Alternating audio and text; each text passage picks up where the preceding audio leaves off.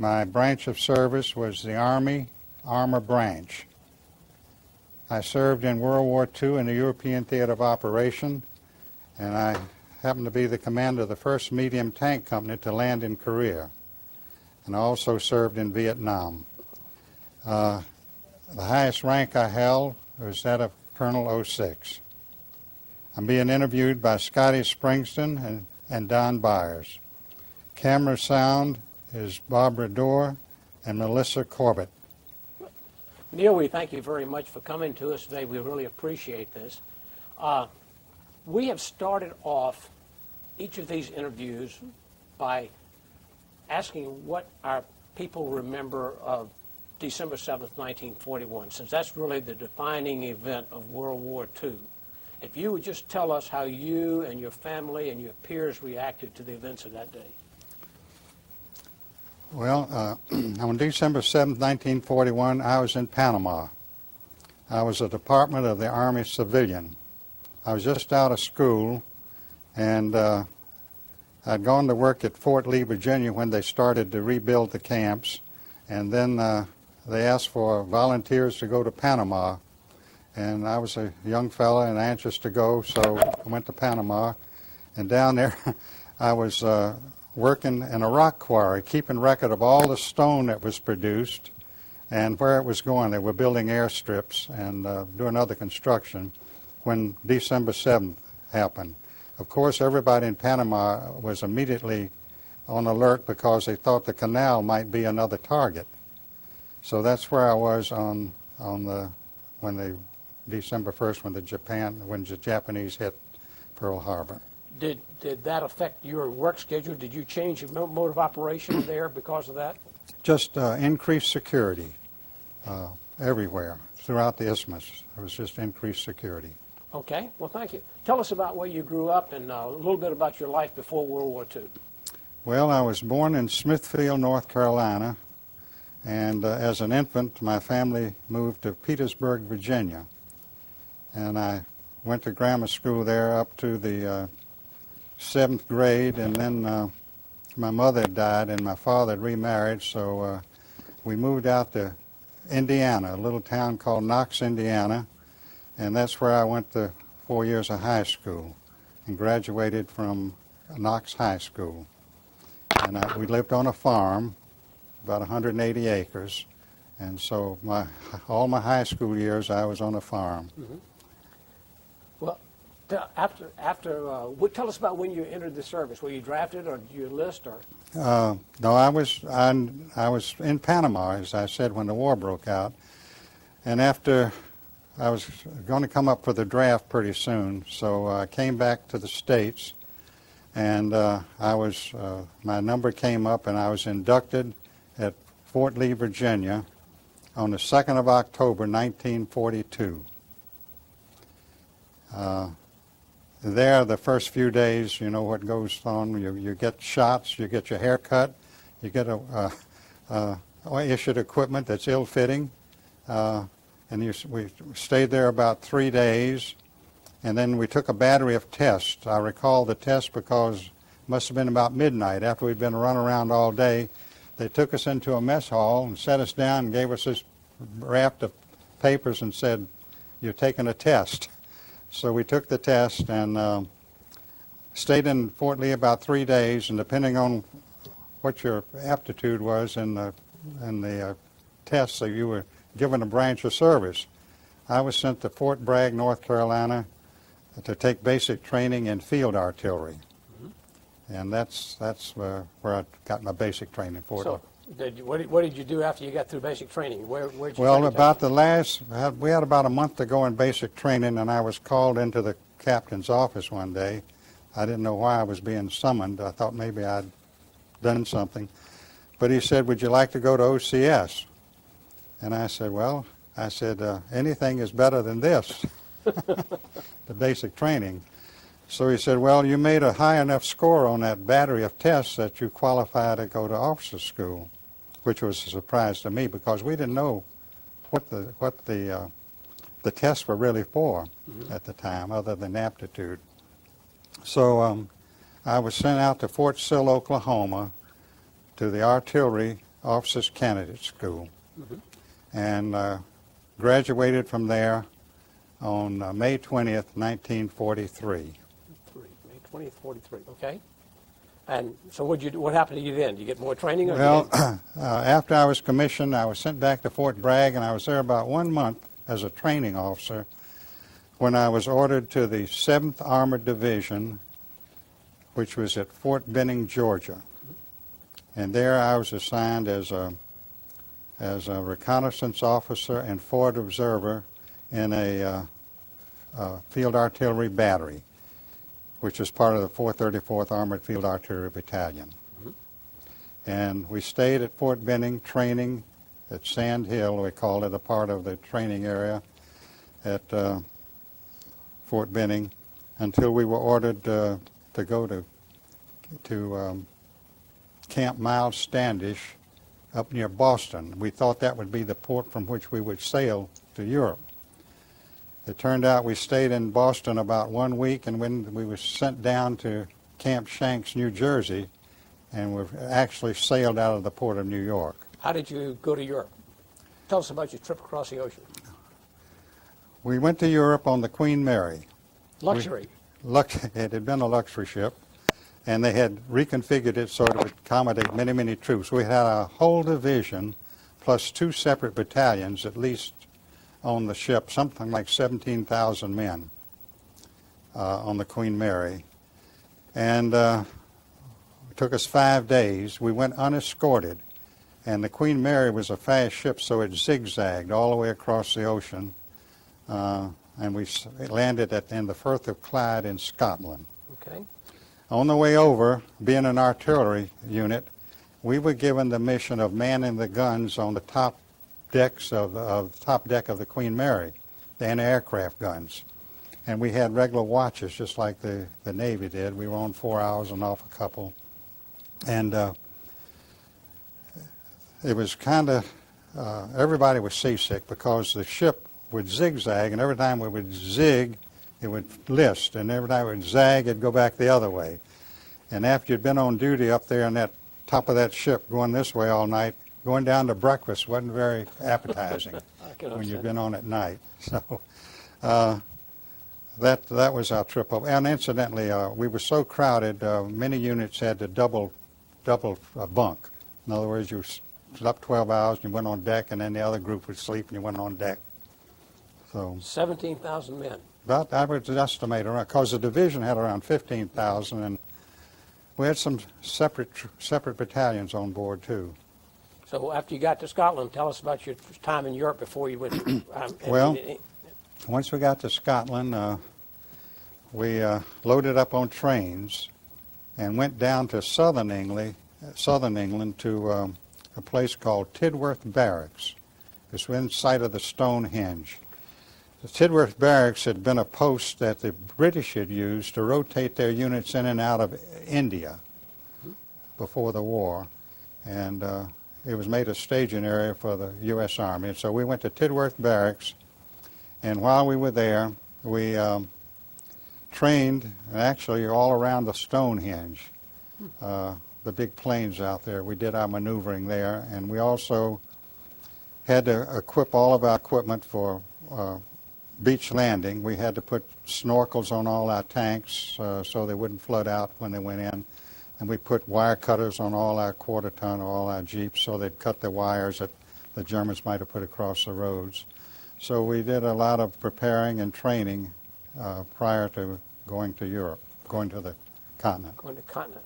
Okay, so when did you actually depart the British Isles? I don't remember the exact dates, but it was sometime maybe 3 weeks or so after the D-Day that we went to Southampton, and my unit loaded on LSTs. Since we had artillery pieces were actually tanks. They were M7 vehicles called the Priest, and they had mounted on them a 105 millimeter howitzer. And so we were loaded on LSTs for our trip to the continent. And what I remember about that, it was our last great meal. The Navy had the officers in the unit come up to the officers' quarters, and we had steak, ice cream, things we hadn't had in England since leaving the States. So that was a great treat. That was our last big meal before hitting the beach. So when you got there, when you got to the continent, did you encounter resistance No, immediately? Or did it take a no, while? the beach had been secured, but we went over the beach, went up through the hedgerow country, and we assembled at a little place called La Haye de Puy, which was about a mile inward, I'd say, from the beach. And there's where from there on, we saw our first action. Okay, and you landed on, where'd you land? Omaha Beach. On Omaha Beach. Now the division landed on Omaha and Utah, Okay. but my particular battalion landed on Omaha. I think you have a map there of it, and kind of walk us through your trip across Europe there if you can, and then we'll go back and hit the highlights. This is, I have 2 volumes here of the history of the 7th Armored Division. I happen to be the editor of these 2 books, and one was put together in 1982 and the other one in 1986. But in the cover of this first book here, it shows our route across Europe. That's showing up real well. Okay, well, we landed here at Omaha, went to La Haye de Puy, came on down, and our first big action, really, after breaking out of St. Lo, was at Chartres, which is a famous cathedral city. And even though the Germans had observation posts in the cathedral, we were not allowed to shoot at it. They wanted to preserve the church and the steeple, which we did. But we finally did take Chartres. And from there we went on Chateau Thierry, and we took Reims. And at Verdun, we ran out of gas. And for 5 days we sat there waiting for the supplies to be brought up. And while we were sitting there, we actually had reconnaissance units go into the town of Metz. But by the time we got the gasoline for our tanks to move on out toward Metz, Metz had become very well fortified. There was a military school there, and it was heavy, and the cadets had actually, who were defending the town primarily, had maneuvered over all of these hills and bunkers and knew exactly where everything was, and we didn't. So we were at a pretty disadvantage. That was a real bastion of defense. They had dugouts and all around the town, which have then been there so long that they were sort of overgrown. You can't even see them. But they had tunnels connecting all of these rideouts, these firing positions. So finally, we got across the Moselle River when we finally got gas and started the attack again.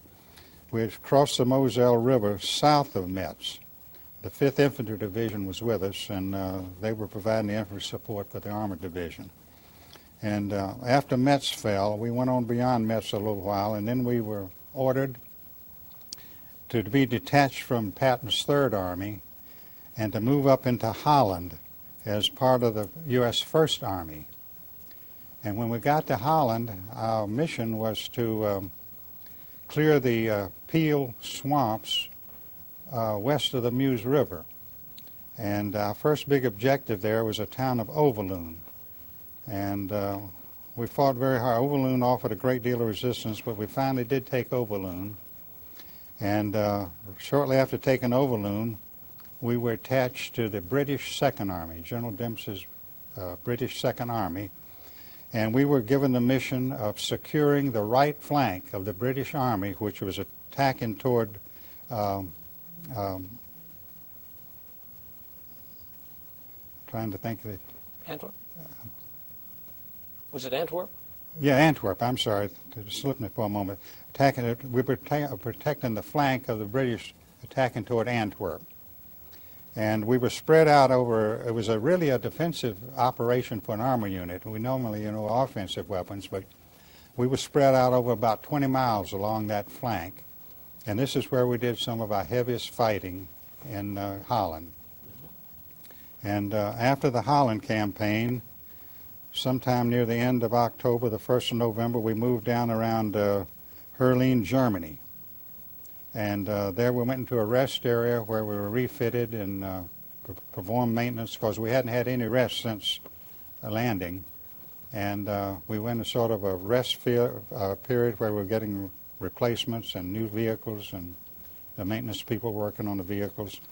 And there on the 16th of December, When the Germans launched their offensive, now known as the Bulge, across through the Ardennes, we were alerted for immediate shipment, immediate movement from there down to the vicinity of St. Vith, Belgium. Just back out a little bit. Okay. Well, When we got there, the 106th Division it was a new unit in the theater, and it was their first mission, and it was a lightly held area, and they were out in front of St. Vith on high ground when the Germans hit. And, of course, the Germans hit with such force, this division was decimated and was driven back through St. Vith. And our division was given the mission of going into St. Vith, putting a defensive perimeter around it, and holding the town, because St. Vith was a hub of railroads and roads for vehicles, which the Germans had to have to get to Antwerp, which was their objective. So we were ordered to hold that for 3 days, and we actually held it for 5 days. We got kicked out the night of the day before Christmas Eve. But while in that particular locality, I was assigned as a forward observer to a reconnaissance troop that was on the northwest part of town. And for those 5 days, we kept getting hit with numerous attacks, German armor infantry attacks. And we were able to hold them off until about the 5th day, when my unit, an artillery unit providing direct support, ran out of ammunition. And we were getting hit by a counterattack the afternoon of the 5th day, I believe it was, and I called back for a fire mission and was told by the fire direction officer, we don't have any ammunition. All I've got left are propaganda shells. So, propaganda shells? Propaganda shells. The shells that, you fire and they explode and the leaflets fly out everywhere. So I said, fire them.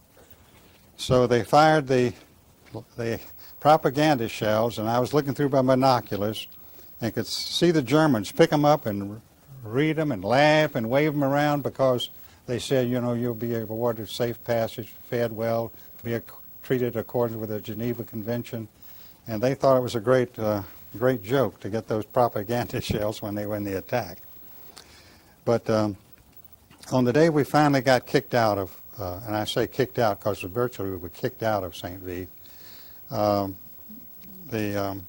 I had lost my vehicle. I was forward observing at that time in a Jeep with a radio mounted on it, and I had a crew of 3 men with me, 2 radio operators and a driver.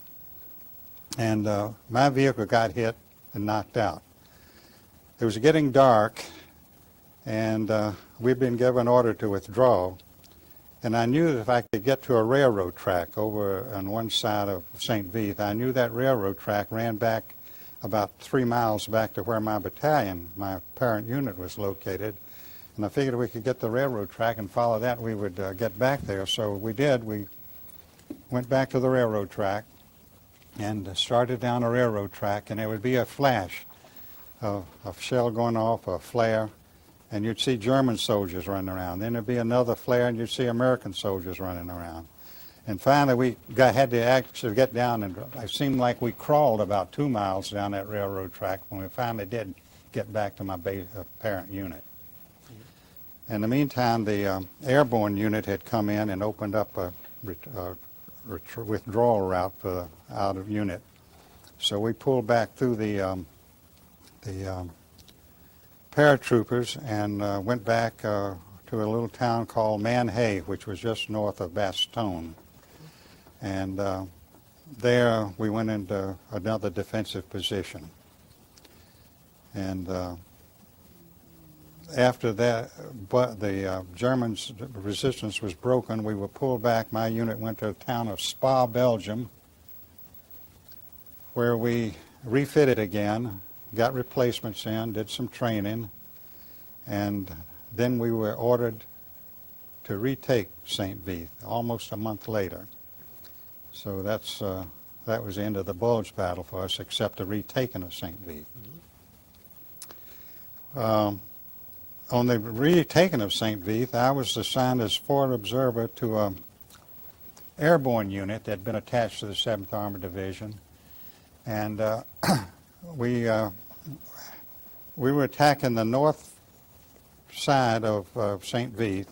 And to get there, we had to go through a little town of Born, Belgium. And the snow was about up to our knees, and drifts were up to our waist. It was terrible. It was freezing cold. And we plodded through the snow all that night to get to the town of Born, Belgium. And when we got to Born, I happened to be in a tank at this particular time, forward observing. And my tank became inoperative. It just wouldn't run. And we were backed up to next to a barn in a farmhouse. And the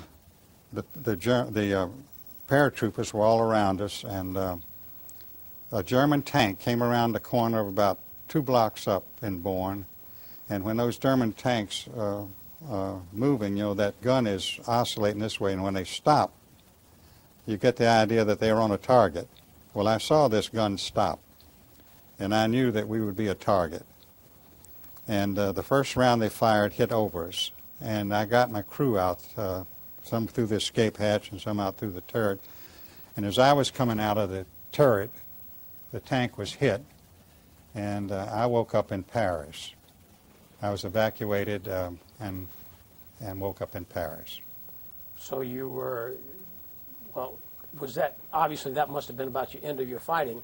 Were you badly hurt? Well, I had been hurt earlier back at Manhay. I'd been shot through the legs, but that healed pretty quickly, and I was back in action.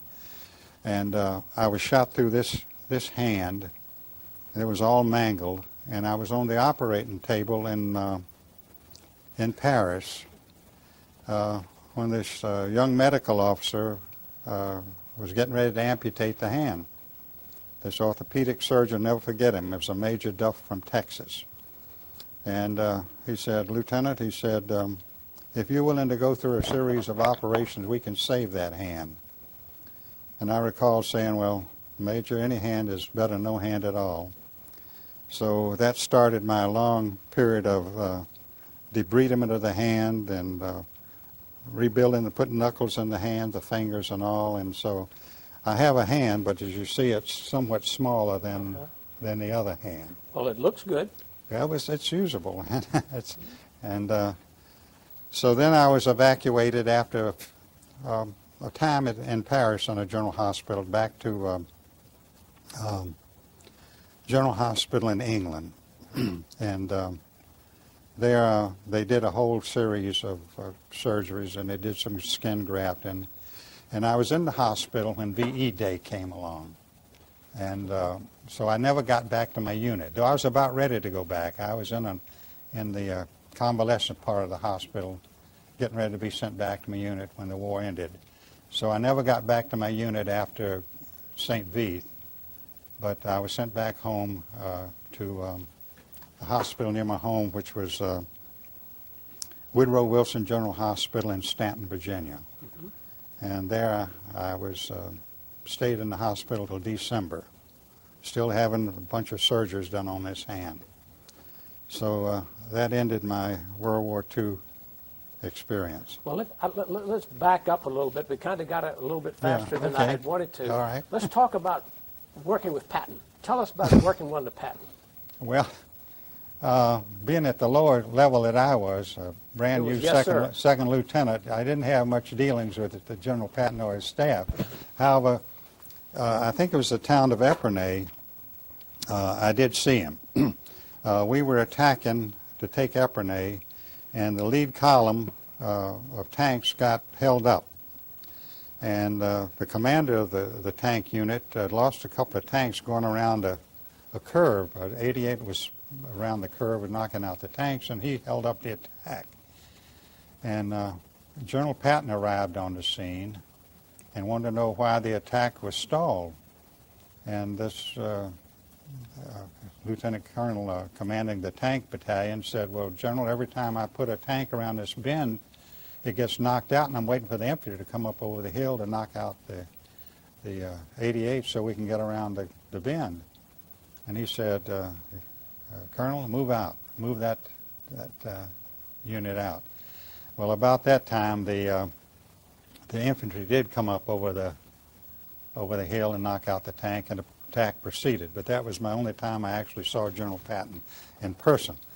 However, I was a classmate of his son, General George Patton, Jr., at both the Command General Staff College, the Command General Staff College, rather the basic course, Command General Staff College, and the Army War College. Oh, okay.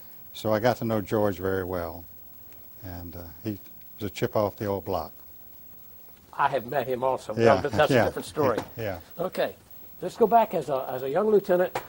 You grew up on a farm in Indiana, and you went over, and suddenly you've landed at Omaha Beach, and you're facing true combat. Do you remember your reaction to that? Well, I remembered, with some consternation. Everybody was scared, of course, and we were afraid, but once the action starts, you're in the middle of it, and you sort of lose this fear, and you figure you're not only looking after yourself, but you're looking after your buddies on each side of you, and the mission becomes foremost in your mind. I have never ceased to be amazed at what one man will do for another man in that situation. Yes, that's true. You see a lot of heroics that are not accounted for going on the battlefield.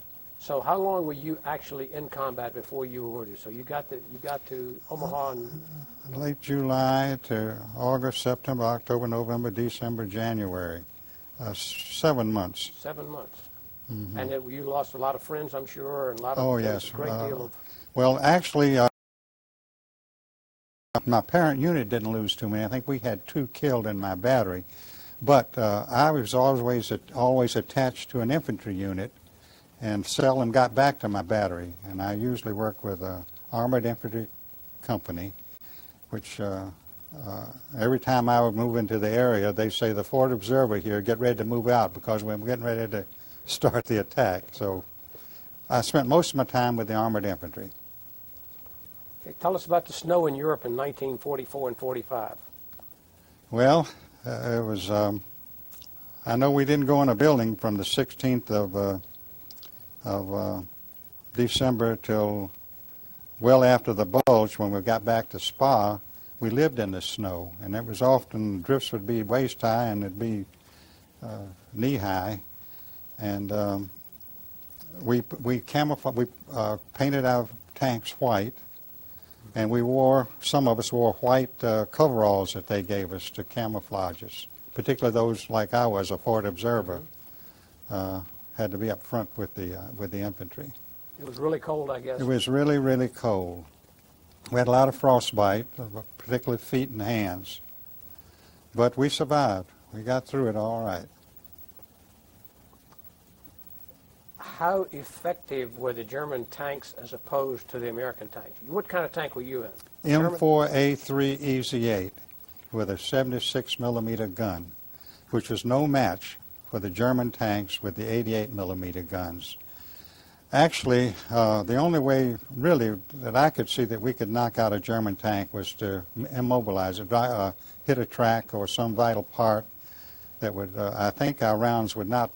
It seemed to me that, as I used to observe it, it would look like the rounds would hit the tank and ricochet off our rounds. So, but we could get them if we could get them in the right spot.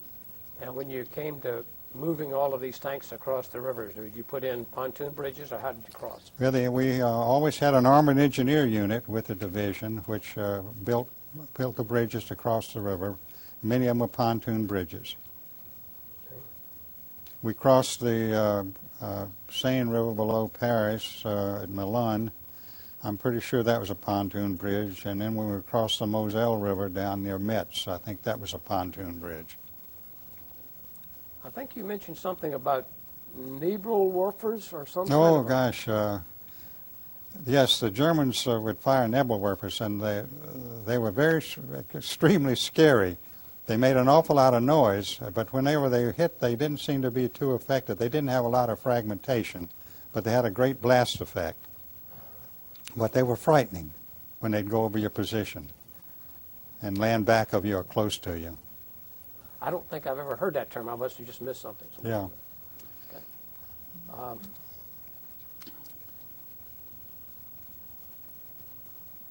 Let's see.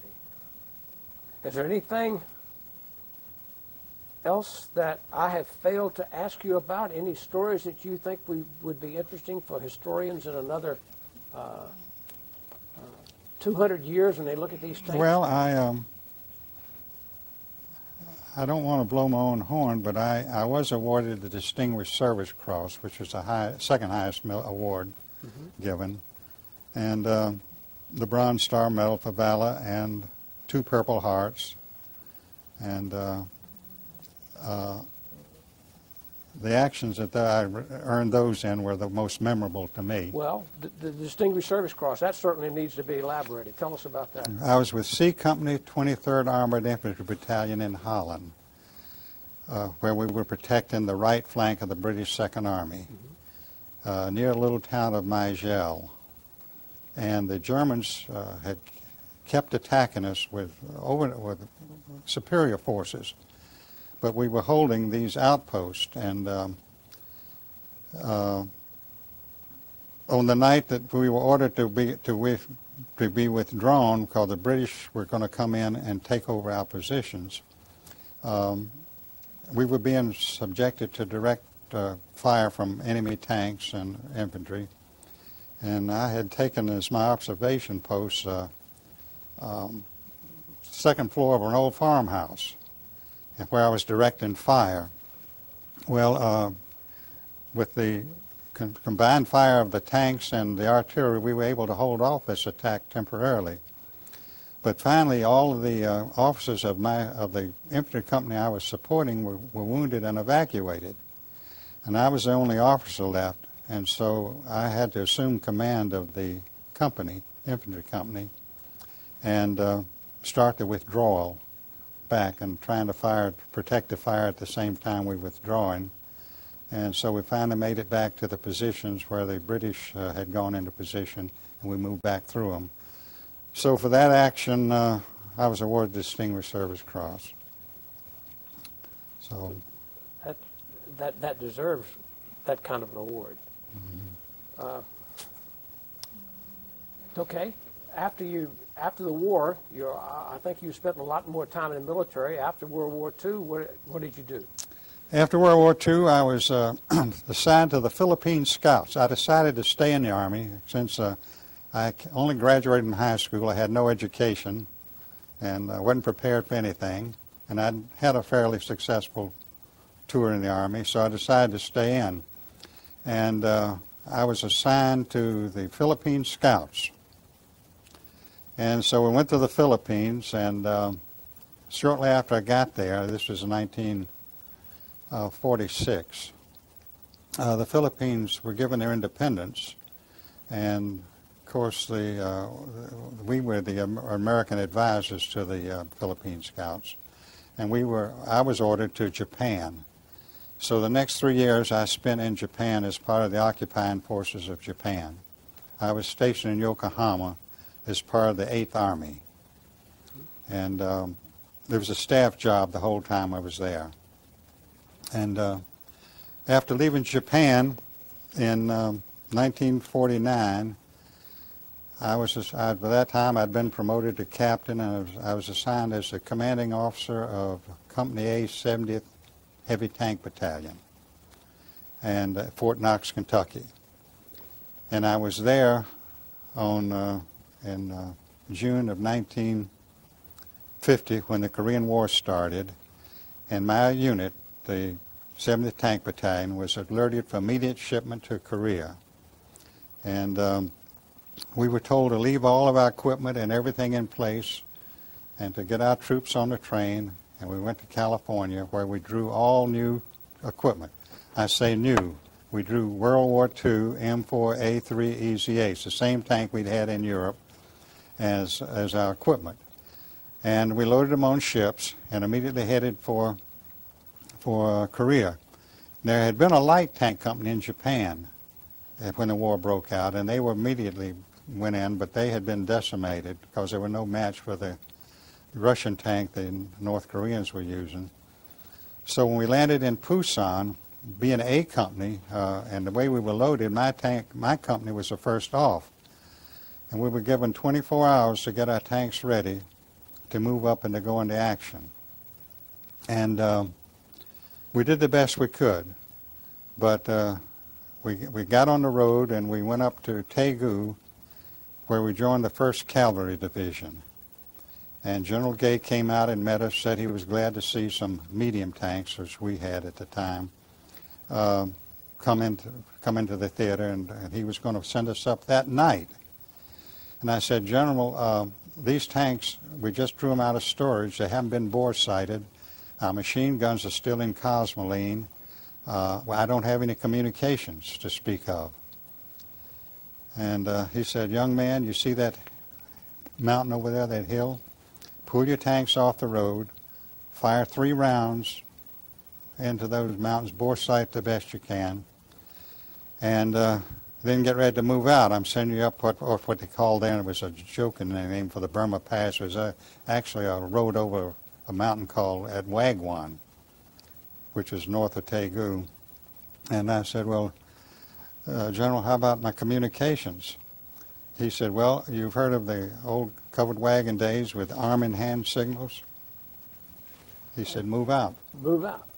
We moved out and went into action that day, that night, the next morning. We were in the attack. And so we had some very heavy casualties. During those first few days after we went into action, I lost 1 whole platoon and 4 tanks, which got cut off. And the tanks were going around, well, to go back a little bit, I had been ordered to pull the tanks back to a riverbed and go into a perimeter defense. And I got all the platoons back but 1 platoon, which was commanded by a young lieutenant who just graduated from West Point. And he was coming down the road, and an infantry major went out and stopped him and said, I've got a company pinned down up here. I need some fire support. Can you help me? And so this young lieutenant, being flushed with victory that day, having had a good day, said sure. So he pulled his tanks around, and going up this road that was on the side of a cliff, we got one of these monsoon rains. And the weight of the tanks caused that road to give way, and these tanks all kind of slid over down into a gully. And it was getting dark, and he ordered his crew to get out and take cover. And about time the North Koreans attacked them and cut them off and got practically the whole platoon. The next morning in daylight, I dismounted my company, and we went on foot looking for them, and there's we found them. So that was a bad time in the Korean War for me. What else, after that, what did you do in the Korean War? Where did you go from there? After the Korean War, I came back and went to the Officer Armor Advanced class at Fort Knox, where we'd already been fighting for a year. We came back to go to the advanced course. And from there, I was sent to Fort Monmouth, New Jersey as the armor instructor at the Signal School. And I was there for 3 years when I was ordered to command the General Staff College. I went to Command General Staff College, and after graduating from there, I was sent to Italy to join the Southern European Task Force, CTAF. We had a missile command there then. It was just 1 unit, about regimental size. It had corporal missiles and Honest Johns. And being in an armored infantry unit, our mission was to provide protection for these artillery, these missile units, which had atomic weapons. And our mission was to guard the approaches through Yugoslavia and through Switzerland into northern Italy. So you were stationed in the northern part of Italy? I was stationed right at up on the border. Vicenza, Italy, at Caserma, Italy, and we were there for 3 years. And we were the first American units to go into that part of Italy, and after the war, and we took over Caserma, called Caserma, Italy, which had been used by the Italian army, and this had been pretty much abandoned. And the barracks we went in had one 40-watt light bulb, I think, and rows of cots, and one latrine. And latrines that did not have normal toilet bowls as we know them. They had holes in the floor. And that's what we found. And when we had to get the Caserma in shape before we started to really do any training there. But we were there 3 years. Halfway through that tour, the Armored Infantry Battalion that I was in was disbanded, and we became the 16th Sky Cavalry Unit, where we got in a bunch of H-34 helicopters, which replaced our trucks and vehicles, and we became a Sky Cav unit. It was the first prototype, I think, in the Army. And so then we moved everywhere by helicopter, by H-34 helicopters. And so we were there until I came home in 1949 and was assigned to the Armed Forces Staff College as a student at Norfolk. And after graduating from there, I went to the Pentagon for 3 years. I was in the Office of Deputy Chief of Staff of Personnel in the Promotion and Retention Division. And after my tour there, I was assigned to Fort Carson, Colorado, to take over as the commanding officer of the 4th Squadron, 12th U.S. Cavalry. By this time, I was a lieutenant colonel. And I held this job until I was ordered to the Army War College at Carlisle Barracks, Pennsylvania, as a student. And after graduating from there, I went to Vietnam. Tell us what you did in Vietnam. In Vietnam, the first part of the tour, I was part of MACV headquarters, General Westmoreland's staff, in MACV J1, that's the Office of Personnel in Saigon.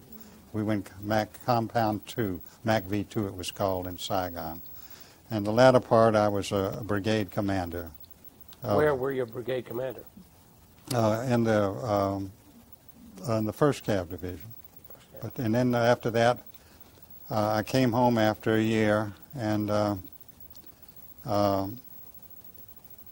went to the Fort Knox as commanding officer of the 1st Armor Brigade.